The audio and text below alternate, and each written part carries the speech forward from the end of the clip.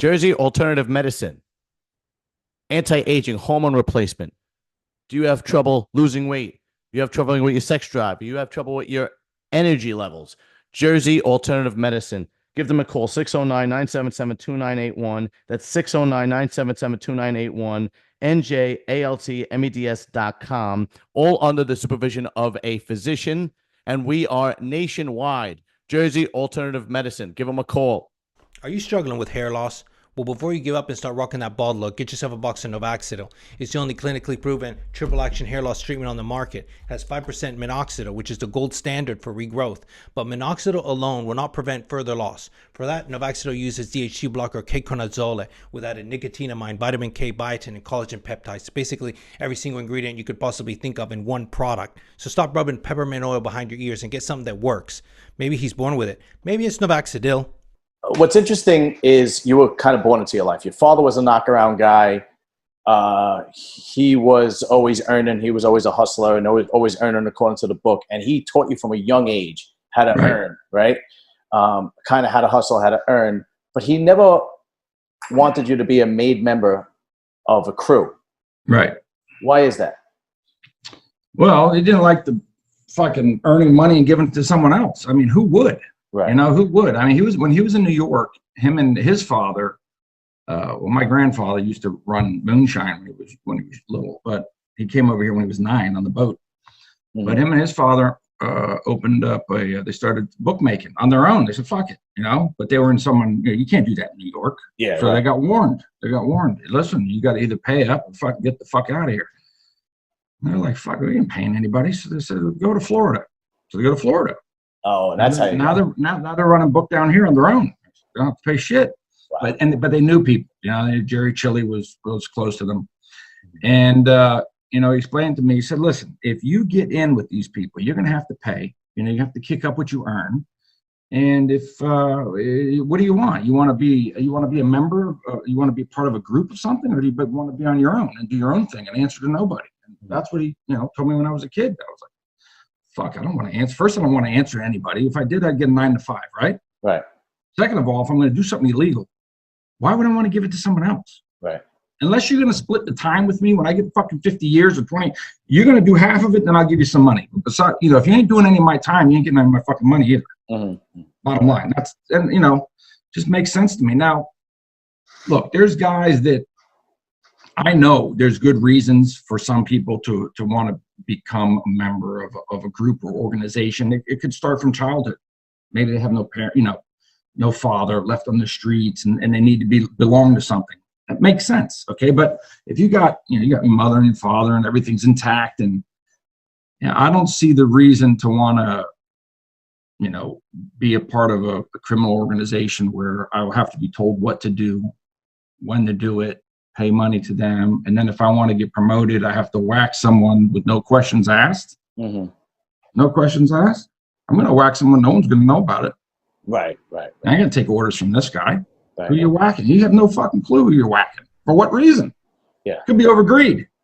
Yeah. Right. Absolutely. Like some fucking pricks that we know do. You know? No. Absolutely. 100%. And there are times where there's a famous story about a girl, Mary Barry, who they thought was a mafia informant, and it was a girlfriend of a guy that was on the lam, and they had to kill her, and that was like a big deal that they killed a woman, but they had no choice. They were told to do it, and they did it, you know.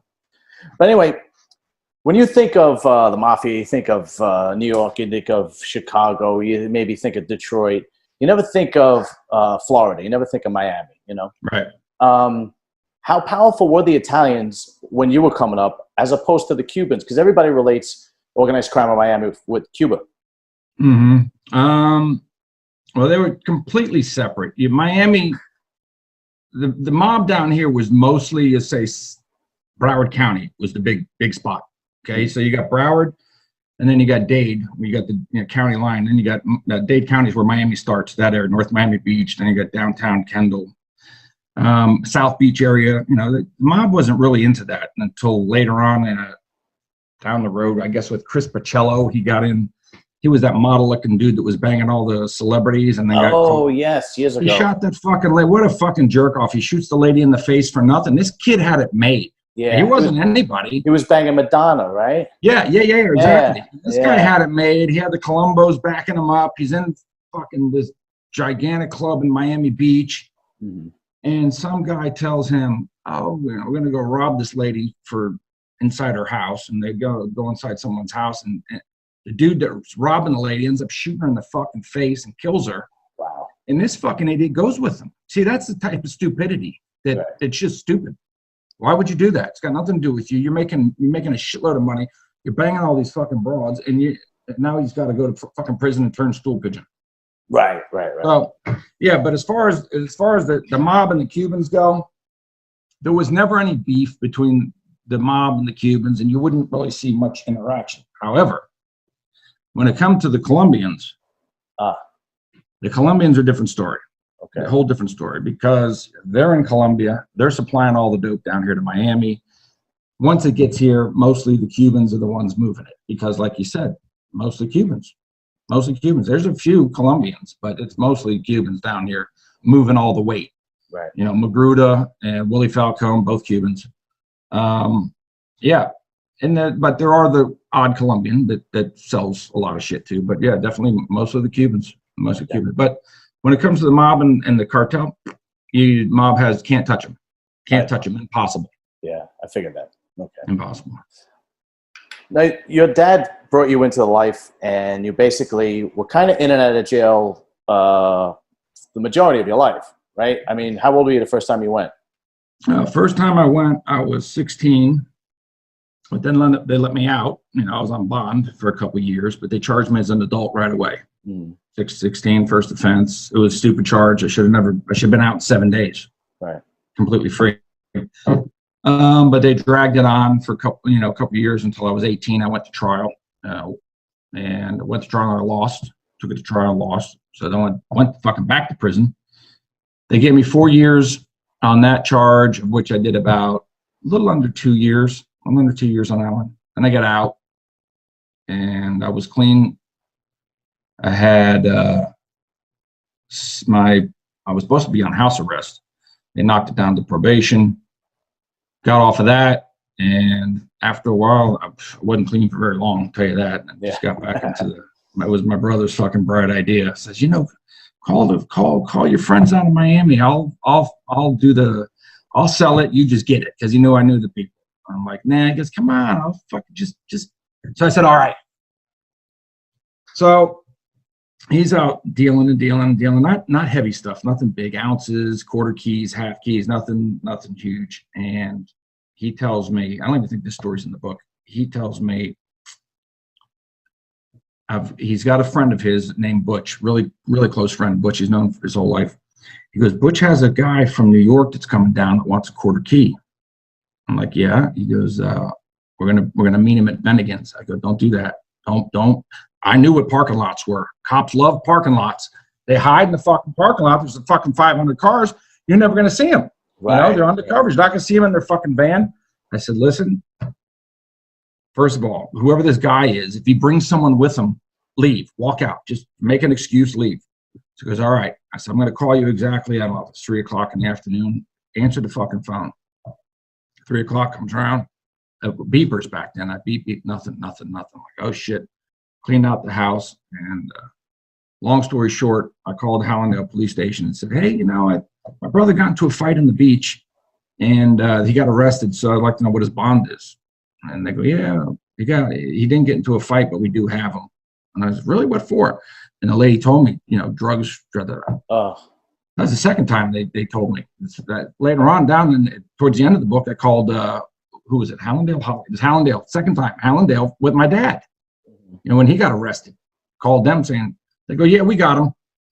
Oh, no, Hallandale said we didn't have him. It was the feds that had my dad.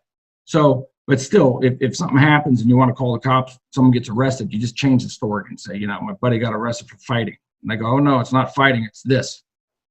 So I knew, shit, he got caught, cleaned the fucking house out because we had some stuff, not much. And about 40 minutes later, they come screeching to the fucking front yard, and I'm outside on the lounge chair in the front yard with the door open, because I don't want them kicking the fucking door in with the dogs and all that shit and get shot while you're on the couch. So that was, then we owed for the quarter key. Okay. So then I was like, oh shit. I called and said, lost the quarter key. They go, all right, what do you want to do? I said, give me a key. There it was, back in action. Yeah, that was it. Back in action. Besides drugs, were there any other rackets that you were involved in? We did every fucking thing. There was basically anything, I didn't like gambling wasn't my thing. Mm-hmm. Gambling and loan sharking. I couldn't, those two were like hand in hand. When you gamble, you're loan sharking anyway because the cocksuckers ain't going to pay you. And then you're running around, chasing them around town, breaking their, trying to break fingers and shit to get paid. Right. I wasn't with that shit. I didn't mind doing the scams. Scams were nice. Fake traveler's checks. Remember the fake traveler's checks back in the days? You'd actually get real ones, not fake ones, real ones. Right. And there's a whole scam behind that. Someone gets on an airplane, and while they're flying to New York, all those traveler's checks, you get 10, 20 grand worth of traveler's checks, you're spending them. Bang, bang. When the person lands, goes to his hotel room, he calls them in stolen. In the meantime, they're already used. And American Express reimburses you all of it. That was one of them. And you got the credit cards. We did that forever. Stolen car. You take a car for insurance, for example. A brand new car. Let's say a Camry. If you took the front seat and the back seat out, and it was an insurance claim, got stolen, and they find the car. Can't total the car. They got to find the car, and the insurance has to put the front seat and the back seat in. The fucking front seat's about $8,000. Between the front and the back seat, it's almost a brand new car. For them to replace it, they're going to charge you almost half the price of the car. However, the car's not totaled. So the insurance company goes, all right, what's going to cost more? Replace the seats or total the car? So they'll write you the check for, $8,000, $9,000 for leather seats. Back then, they wrote the check right to you. You go, you cash the check, you put the seats back in because you had them in a warehouse down the street. That's fantastic. And you're doing this you're just rotating, right? You're doing this like it's going out of style. Right.